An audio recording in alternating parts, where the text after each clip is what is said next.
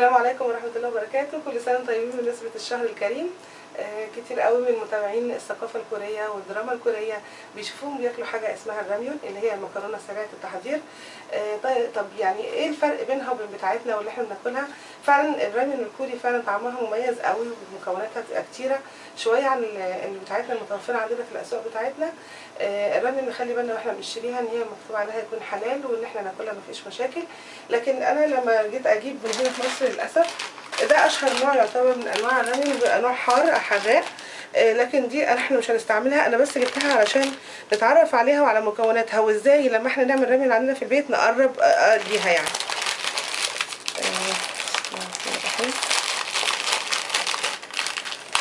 اولا لو فتحناها هنلاقي ان شكل الراميون عادي زي نفس النودل بتاعتنا اللي احنا بنلاقيها اللي هي الشركات بتاعتنا زي كده.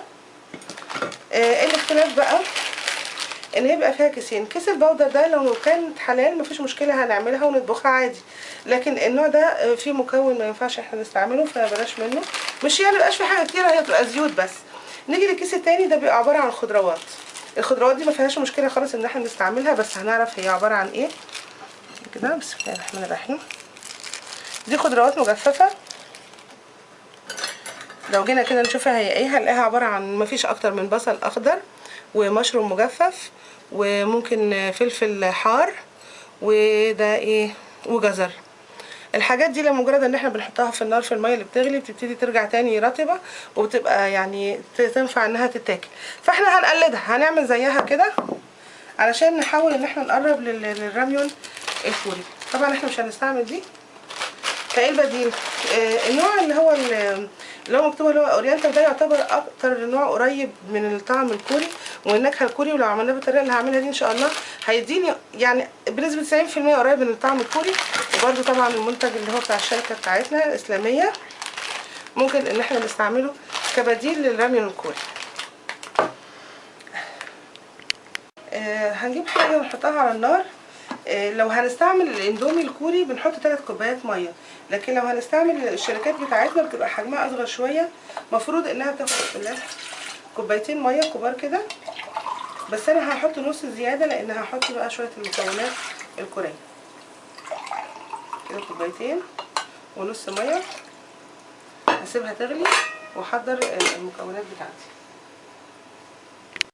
هنيجي بقى للمكونات. هنحتاج مشروم عشان نحاكي المشروم اللي موجود فيها، لكن لو مش بنحبوش او عندنا مشكله معاه مفيش مشكله.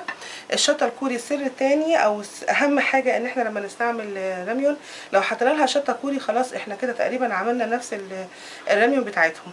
ده جزر انا يعني مقطعاه صغير قوي هنستعمله، وطبعا هنستعمل بيض ده اختياري. الفلفل الحار ده برضو اختياري لو احنا بنقدر على الحاجات الحراقه. وبصل اخضر ده مش بصل اخضر، ده كرات اخضر برضو ينفع كبديل البصل الاخضر، لكن لو في بصل اخضر يبقى افضل بكتير. الجزء الابيض من البصل هنقطعه كده، سواء بقى الكرات او البصل الاخضر اللي احنا بنستعمله. الجزء الابيض بسم الله هنحطه في مع الميه اللي بتغلي. والجزء الاخضر بقى هنقطعه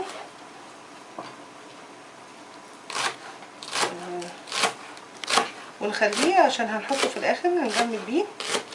طبعا طبق الاندومي في رمضان ممكن مثلا بين الفطار والسحور يبقى وجبه خفيفه كده، او طبق الراميون الكوري. نحط شويه من الاخضر دول برضو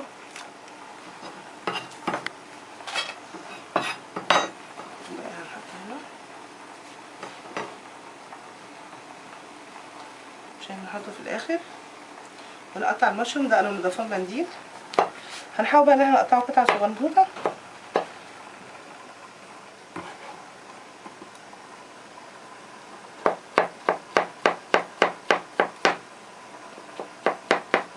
كده. انا قطعت المشروم قطع صغيره عشان يطلع عندي زي المشروم اللي موجود في الكيس بتاعهم. هنحطه بسم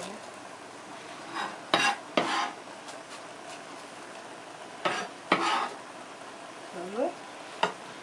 هنحط فلفل قطع صغيره،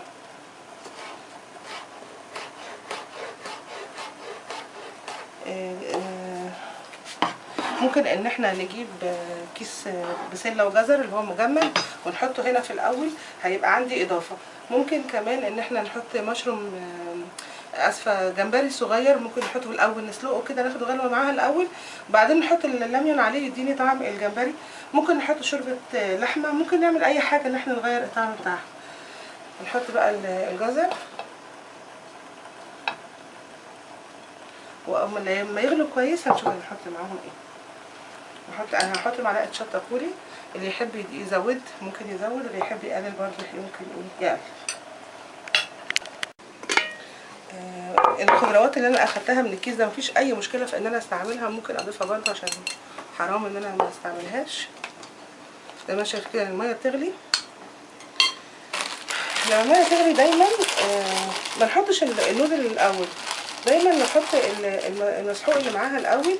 لو نحب ان احنا نستعمل شوربه لحمه، لو في ناس بتقلق مثلا من المكونات اللي هنا. بسم الله.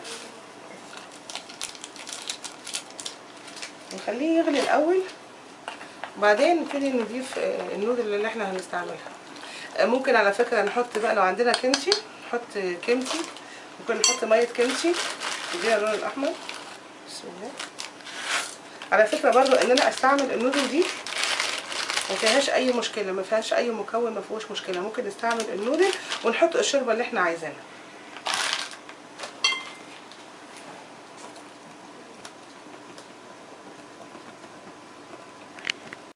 كده زي ما احنا بقى حطينا الجزر والبصل الاخضر والمشروم غلي، وحطينا الاندومي، فاضل بقى اختيار الاخير اللي هو البيضه. البيضه دي اختياري، لكن هما لازم غالبا يعني بيحطوا فيها البيضه، والبيضه دي بترفع نكهتها قوي.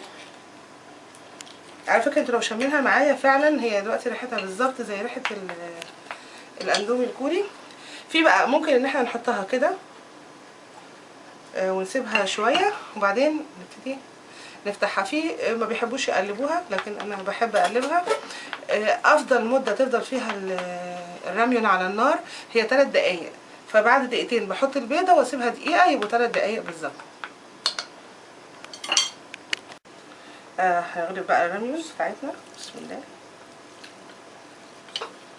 على فكره يعني احلى حاجه فيها ان احنا لو بنضيف لها الخضروات والحاجات دي بنرفع القيمه الغذائيه بتاعتها. ونحط لها بقى شويه بصل اخضر، ونحط لها فلفل حار لو احنا عايزين. عاده الكوريين بياكلوها سخنه جدا. بسم الله الرحمن الرحيم.